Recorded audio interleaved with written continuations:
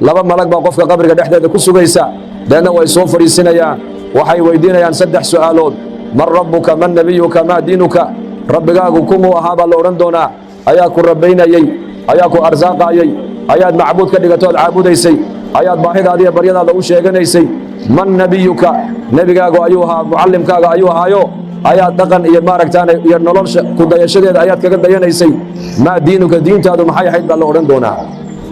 marka qofkii muuminkii ee adduunka dusheeda ilaahay ku soo caabuday ee adduunka dusheeda ilaahay ku soo yaqaanay ee adduunka dusheeda ilaahay ku raalli gelinayey ee adduunka dusheeda nebigiisa moxamed calayhi salaatu wasalaam dhaqankiisi iyo sunnadiisii la yimiday waxau odhan doonaa rabbigay waa allah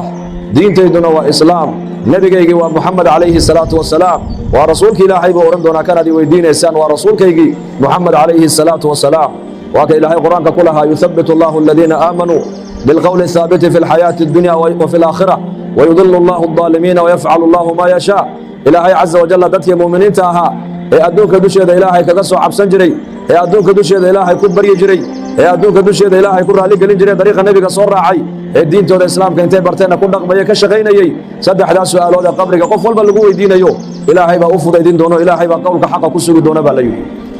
leanna su'aalaha muuminku markuu ka jawaabo ayaa xagga samada laga dhawaaqi doonaayo la odhan doonaa an sadaqa cabdii addoonkayga run buu sheegay afrishuuhu min aljanna firash jannada ka soo qaado u gogla walbisuuhu min aljanna dhar jannada ka soo qaado u xidha waftaxuu lahu baaban ila aljanna albaabna jannada uga fura baa la odhan doonaa halkaa jannadiisii ha ka daawadee deedna qabriga dhexdeeda muuminku uu ku seexanayaa jiifka qabriga dhexdeeda muuminku maalinta uu ku jiifsado maalinka waa beriga qiyaamaha unbuu qabriga ka soo baxayaayo ogaada